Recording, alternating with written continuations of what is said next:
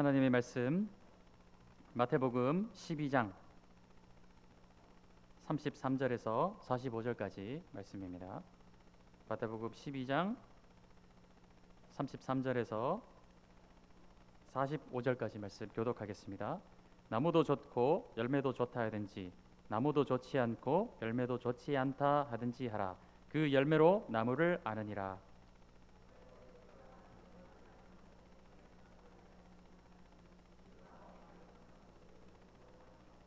선한 사람은 그 쌓은 선에서 선한 것을 내고 악한 사람은 그 쌓은 악에서 악한 것을 내느니라.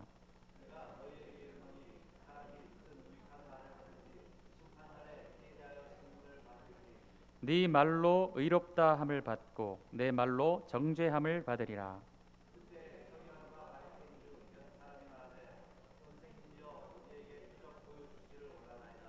예수께서 대답하여 이르시되 악하고 음란한 세대가 표적을 구하나 선지자 요나의 표적밖에는 보일 표적이 없느니라.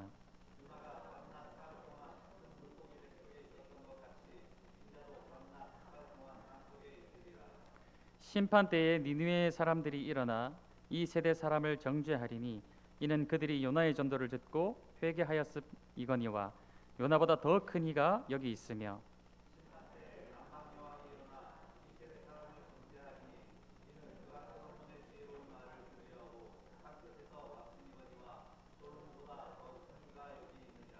더러운 귀신이 사람에게서 나갔을 때에 물 없는 곳으로 다니며 쉬기를 구하되 쉴 곳을 얻지 못하고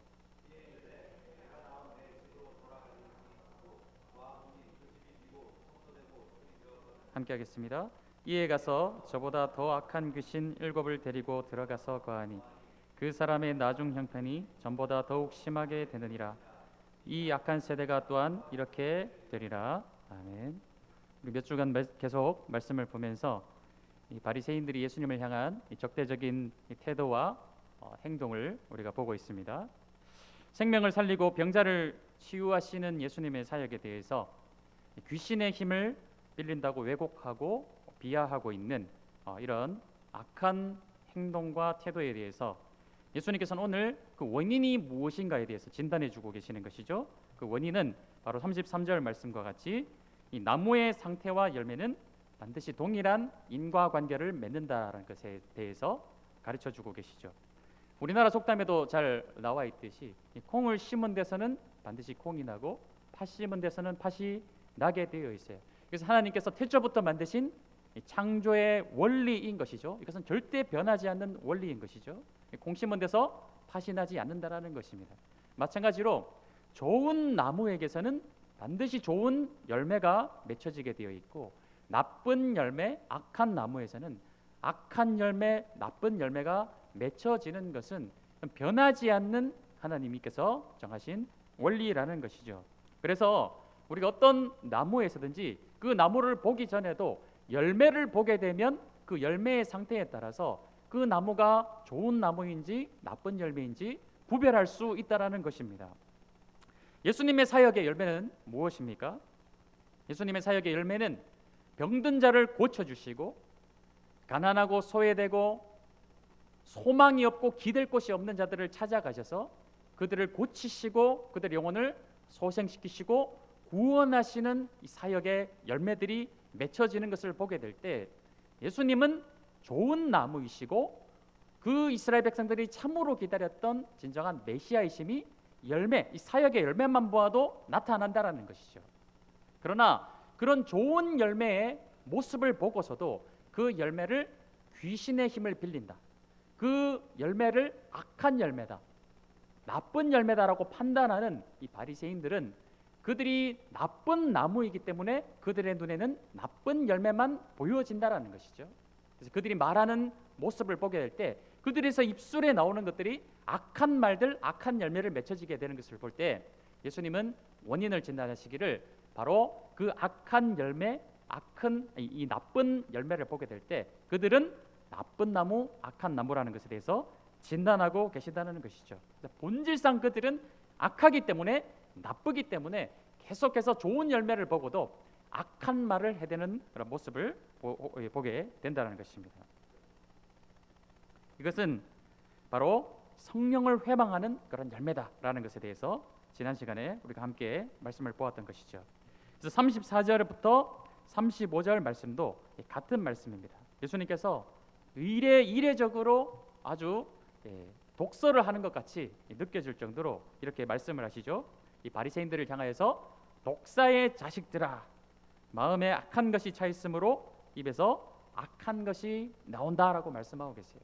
독사의 자식들아, 너희들 마음 가운데 독이 가득 차 있기 때문에 그 입술에서 나오는 것 역시 독이 나온다라는 것에 대해서 가르쳐주고 계시는 것이죠.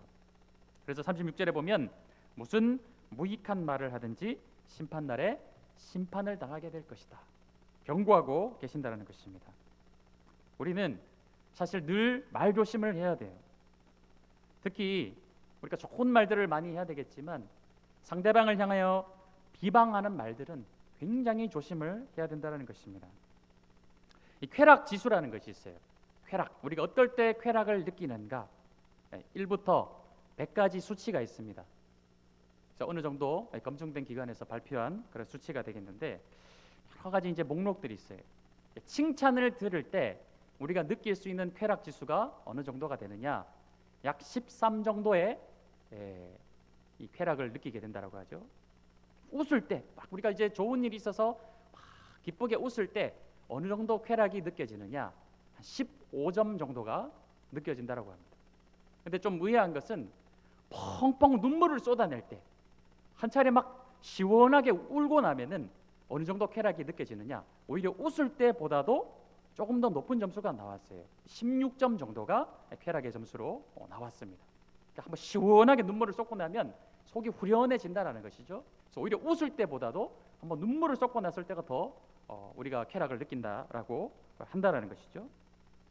열심히 무엇인가 시험을 준비해서 합격을 했을 때 어느 정도 점수가 나오느냐? 굉장히 기쁜 점수가 느껴지지 않겠어요? 20점 정도가 나온다라고 합니다. 그러면 여기서 제가 말씀드리고 싶은 것이 무엇이냐? 누군가를 비방하는 말을 할 때, 누군가에 대해서 뒷담화를 하거나 비방하는 말을 할 때 이 쾌락 점수가 어느 정도 나올까요? 그거는 합격하는 것과 우는 것 사이에 있어요. 약 18점 정도가 나온다라는 거예요. 칭찬을 듣고 기쁜 일이 있어서 웃고 울고 할 때보다도 누군가를 향하여 비방하는 말을 할 때 우리 인간이 이 죄적인 이 본성 때문에 그런 것 같습니다. 더 쾌락을 느낀다라는 거예요. 누군가 비방할 때 쾌락을 느낀다라는 자체가 참 우픈 것이죠. 우프다는 말이 무슨 말입니까? 참 웃기기도 하고 참 슬프기도 하다. 누군가를 비방할 때 인간이 쾌락을 느낀다니 참 그렇다라는 것이죠. 우리가 분별력이 없는 어린 아이들이 학교에서 누군가를 왕따를 시킨다든지 은근히 따돌린다든지 집단적으로 막 누군가에 대해서 비방을 하게 될 때 아이들이 그렇게 되는 이유가 무엇이냐? 그것이 죄적인 본성 안에서 나오는 쾌락이 그들에게 느껴지기 때문에 그것을 구별하지 못하고 그냥 느껴지는 쾌락 때문에 그렇게 한다라는 거예요. 누군가의 허물을 공유하면서 자신의 편을 만들고 그 안에서 동질감을 얻으면서 막 기뻐하고 즐거워하는 쾌락을 얻는 것이 인간의 악함이라는 것입니다. 특히 이 교회는 어떤 곳입니까? 예수님이 머리가 되시고 우리 모든 성도들은 예수님의 몸이에요. 특히나 교회 안에서 누군가를 비방한다라는 것은 그것은 누워서 침을 뱉는 것입니다. 자기가 자기 스스로를 비방하는 것과 같다라는 것이죠. 여기에 대해서 예수님은 분명히 말씀하고 계십니다. 무슨 무익한 악한 말을 하든지 반드시 심판날에 정죄를 당할 것이다라는 것에 대해서 말씀하고 계세요. 사랑하는 성도님들, 중독이 왜 위험한 것입니까? 우리가 중독 가운데 여러 가지 것들이 있죠. 술 중독도 있고 담배 중독도 있고요. 심지어 요즘 뉴스에도 계속해서 나오는 우리나라에 굉장히 위험한 상황이라고 하는데 마약이 그렇게 많이 들어와 있다고 합니다. 마약 중독. 이런 것들이 왜 문제가 됩니까? 사람들이 왜 그런 것에 빠지게 되나요? 현실을 도피하고 싶거나 스트레스를 받을 때 그 잠깐의 그 스트레스를 이기지 못해서 거기서 잠깐 도피하기 위해서 술이나 담배, 심지어는 마약 같은 것, 도박 같은 것, 이런 것에 손을 대는 것이죠. 현실의 그 잠깐의 그 스트레스를 이기지 못해서 거기서부터 피하고자 그런 것에 중독이 된다는 것입니다. 잠시 위험한 쾌락에 손을 댐으로써 현실을 도피하고자 하는 인간의 심리가 그 안에 반영이 되어 있다는 것이죠. 마찬가지입니다. 뭘 그렇게까지 이야기하나라고 여기실 수 있겠지만 누군가를 비방하는 것도 중독이에요. 그 누군가를 비방하는 말을 통해서 내 어떤 스트레스를 해소하고자 하는 욕구가 인간의 악함 가운데 내재되어 있다는 것입니다. 그래서 혼자 누군가를 비방하는 것이 아니라 그런 무리를 만들고 계속해서 한 사람을 비방함을 통해서 그 안에서 스트레스를 풀고 현실을 도피하고자 하는 인간의 악함이 있다는 것이죠. 오늘 바리새인들이 왜 이렇게 예수님을 계속해서 비방을 할까요? 그들이 끊임없이 예수님을 비방하면서 어쩌면 그들은 자신들만의 쾌락을 즐기고 있는 것일 수도 있다는 것이죠.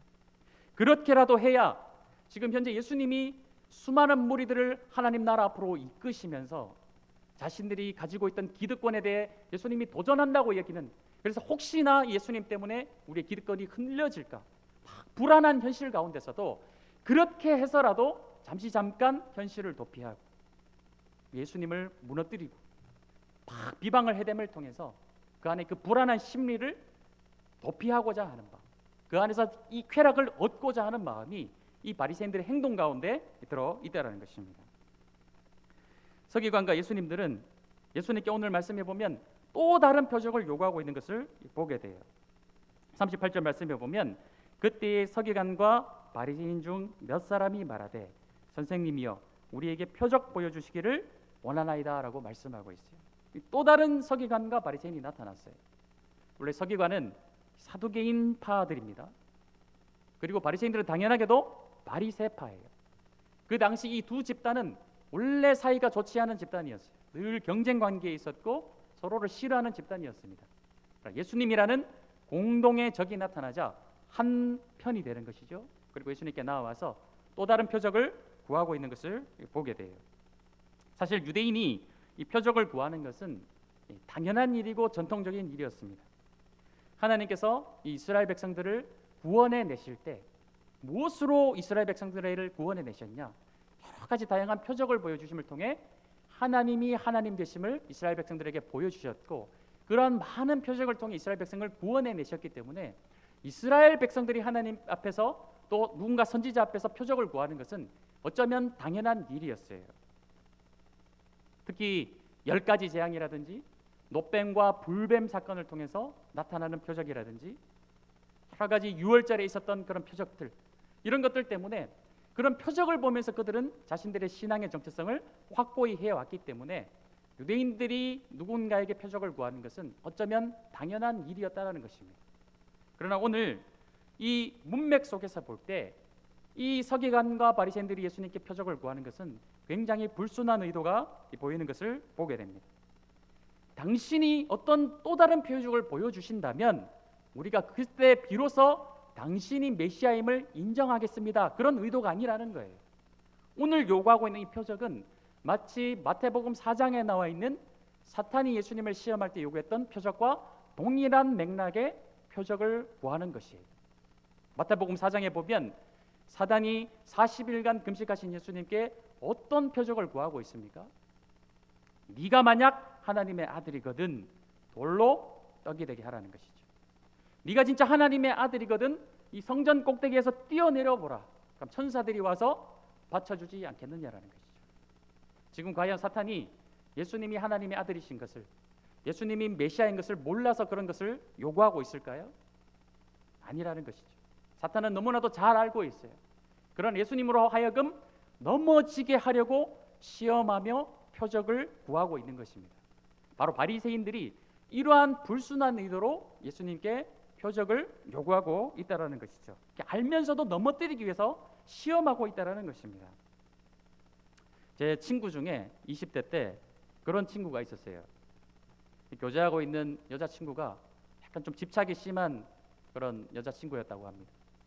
그래서 한 번은 이 다리 위 한 30m 정도 되는 밑에 강이 흐르는 다리 위를 이렇게 지나가고 있는데 또 뜬금없이 여자친구가 이렇게 이야기를 했다고 해요. 그동안 수많은 좀 괴롭힘이 있었던 것 같아요. 계속해서 이 여자친구가 제 친구에게 네가 진짜 내 사랑하면은 이 다리 위에서 한번 뛰어내려 보라 이렇게 얘기를 했다라는 거예요.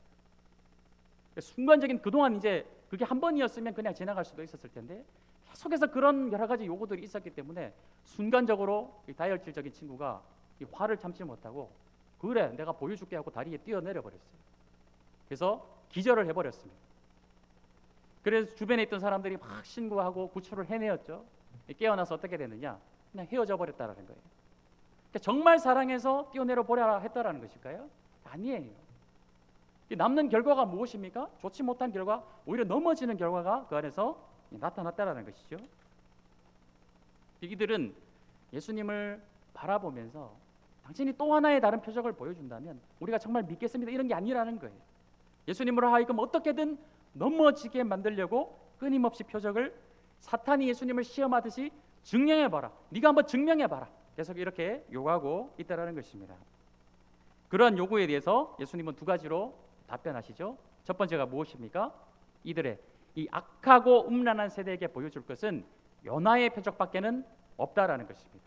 두 번째는 이 솔로몬 때의 남방 여왕이 이 솔로몬을 찾아왔던 표적, 이 두 가지 외에는 보여줄 것이 없다라는 것이죠. 40절 말씀 보겠습니다. 요나가 밤낮 사흘 동안 큰 물고기 뱃속에 있었던 것 같이 인자도 밤낮 사흘 동안 땅속에 있으리라. 41절 심판 때에 니느웨 사람들이 일어나 이 세대 사람을 정죄하리니 이는 그들이 요나의 전도를 듣고 회개하였음이거니와 요나보다 더 큰 이가 여기 있으며 라고 말씀하고 있어요. 요나의 표적은 어떤 표적입니까? 물고기 뱃속에 요나가 3일 동안 있다가 겨우 다시 살아나서 하나님이 처음 명령하셨던 니느웨 땅으로 가서 거기서 복음을 전파했던 일, 이 표적밖에는 이제 내가 너희들에게 보여줄 표적이 없다라고 말씀하고 있는 거예요. 그와 같이 예수님이 어떻게 되십니까? 십자가에서 죽으시고 3일 만에 다시 부활하실 이 표적, 다른 무엇인가를 더 보여주어도 이들에게는 아무 소용이 없는 거예요. 심지어 예수님이 죽으시고 부활하신 이후에도 이 바리새인들과 종교 집단은 예수님을 인정하지 않고 오히려 음해하고 제자들이 예수님의 시체를 훔쳐갔다, 사실은 부활한 것이 아니야, 이렇게 예수님의 신성과 예수님이 그 말씀하셨던 모든 것들을 다 부정해버리는 그런 바리새인들의 모습을 우리가 보게 되는 것이죠. 그러므로 니느웨 사람들은 어떻게 했습니까? 그런 마음이 어려운 요나가 그 땅에 찾아가서 제대로 막 정성껏 복음을 전하는 것도 아니에요. 그냥 길을 잠시 다니면서 하루 정도 회개하라 선포했을 뿐입니다. 그러나 그 니느웨 사람들이 어떻게 됐습니까? 가장 높은 왕으로부터 시작해서 가장 미물인 짐승에 이르기까지 모두가 금식하며 죄를 덮어쓰고 베옷을 입고 회개하는 역사가 일어났던 것이 니느웨 땅이었어요. 예수님은 죽으시고 부활하신 요나의 표적과는 비교할 수 없는 엄청난 부활의 사건을 그들에게 증거로서 표적으로 보여주셨음에도 불구하고 이들은 예수님을 인정하지 않고 믿지 않았다라는 거예요. 그렇기 때문에 어떻게 됩니까? 마지막 심판날에 니느웨 사람들이 일어나서 이 당시 예수님을 믿지 않던 자들을 정죄할 것이라고 말씀하고 있다는 것이죠. 42절 말씀 보겠습니다. 심판 때에 남방 여왕이 일어나 이 세대 사람을 정죄하리니 이는 그가 솔로몬의 지혜로운 말을 들으려고 땅 끝에서 왔음이거니와 솔로몬보다 더 큰 이가 여기 있느니라 라고 말씀하고 있어요. 자, 요나보다도 더 큰 이가 있고 42절 말씀에 보면 솔로몬보다도 더 큰 이가 여기 있다라고 말씀하고 있습니다. 더 크다라는 것은 어떤 의미인가? 더 크다라는 것은 이 비교급이라는 것이죠. 비교급. 그래서 요나보다 예수님이 더 크신 분이구나, 솔로몬보다 예수님이 더 크신 분이구나, 이렇게 얘기할 수 있을 텐데 사실 이 단어는 그런 비교가 아니에요. 당연히 예수님과 솔로몬, 예수님과 요나는 비교할 수가 없습니다. 비교조차 대상조차 되지 않아요. 이 뜻은 누가 누구보다 더 크다라는 그런 뜻이 아니라 요나는 예수님의 예표였다, 모형이었다라는 뜻이 되겠습니다. 솔로몬은 장차 오실 예수님의 그 지혜, 하나님의 지혜를 예표하는 지혜였다, 모형이었다, 그림자였다라는 그런 뜻으로 여기시면 되겠어요. 그래서 이 남방 여왕이 이 솔로몬의 지혜, 하나님이 주신 그 지혜를 사모하여서 그 말을 들으려고 멀리서 찾아왔던 그 일에 대해서 말씀하시면서 그런 이방인들도 하나님의 지혜를 듣고 구하려고 찾아왔는데 너희들은 하나님의 말씀을 다 읽고 듣고 연구하는 자임에도 불구하고 살아계신 말씀이신 예수님의 말씀을 듣고도 그들은 거부하고 마음으로 그것을 거절한 그 자들을 바라보면서 심판 때에 남방 여왕이 너희들을 정죄할 것이다라고 말씀하고 있다라는 것이죠. 여기서 공통점은 무엇입니까? 니느웨 사람들이나 남방 여인이나 모두 유대인이나 이스라엘 족속들이 아닌 거예요. 그 당시 천대시 여기고 죄인이라 여기고 부정하다 여겼던 이방인들이었습니다. 그런데 살아계신 하나님이신 예수님이 이 땅 가운데 오셨을 때 그 예수님을 영접하고 받아들인 자들은 누구였습니까? 가장 하나님의 성전에서 가깝고 하나님의 말씀을 가장 밀접하게 가까이 하고 있던 자들이 아니라 가장 성전으로부터 멀리 있으며 하나님의 말씀을 잘 듣기 어려웠던 저 멀리 있던 이방인들이, 그들이 더 하나님이신 예수님 앞으로 나와 그 말씀을 듣고 영접하고 구원받는 하나님 나라의 백성이 되었다라는 거예요. 더 하나님 앞으로 나와야 될 이런 이스라엘 족속과 제사장 집단들은 오히려 예수님을 더 거부하고 예수님을 비방했던 것이 이 당시의 상황이었다는 것에 대해서 예수님은 이런 표적을 비유를 통해서 말씀하고 계신다는 것이죠. 하나님의 나라는 누구의 것입니까? 하나님의 나라는 누구의 것인가요? 나의 알고 있는 기존의 어떤 지식과 나의 어떤 경력, 이런 것들을 가지고 늘 선포되는 하나님의 말씀에 대해서 내가 들을 것은 듣고 듣지 않을 것은 듣지 않겠다, 스스로가 그것을 구별하고 분별하면서 하나님의 말씀에 대해서 판단하는 그런 자들은 하나님 나라의 백성이 아니라고 말씀하고 계시는 거예요. 오히려 더 멀리 있지만 저 남방 여인과 같이 저 멀리 악한 나라였던 니느웨 백성들과 같이 하나님의 단 한마디의 말씀이 선포될 때 그 말씀에 반응하며 마음을 열고 옷을 찢으며 회개하며 하나님 앞으로 나아오는 자가 하나님 나라의 진짜 백성임에 대해서 오늘 우리에게 경고하고 계시는 말씀인 줄로 믿습니다. 우리는 지금 오늘 신앙생활을 시작한 사람들이 아니에요.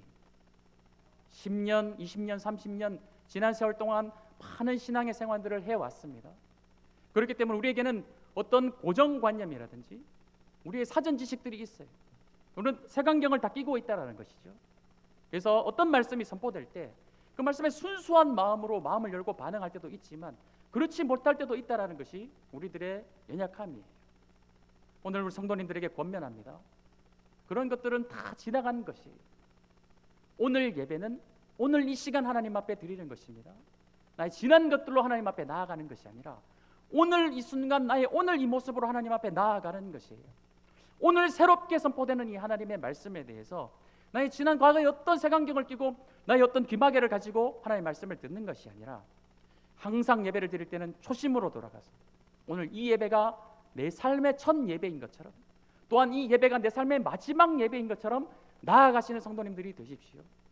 하나님의 말씀을 함부로 판단하고 예단하는 것이 아니라 오늘 선포되는 말씀이 오늘 내 생의 첫 말씀인 것처럼 오늘 이 말씀이 내 생의 마지막 말씀인 것처럼 반응하시는 성도님들이 되시기를 축복합니다. 우리가 어떤 태도로 하나님의 말씀을 대해야 될까요? 지금까지 해온 것 말고 다 백지로 놓으시기를 원하십니다. 다 백지로 놓으시고 하나님 말씀에 반응하시고 그 말씀을 들을 줄 아시는 하나님 나라의 진정한 백성들이 되시기를 축복합니다. 함께 찬양하며 나아가겠습니다.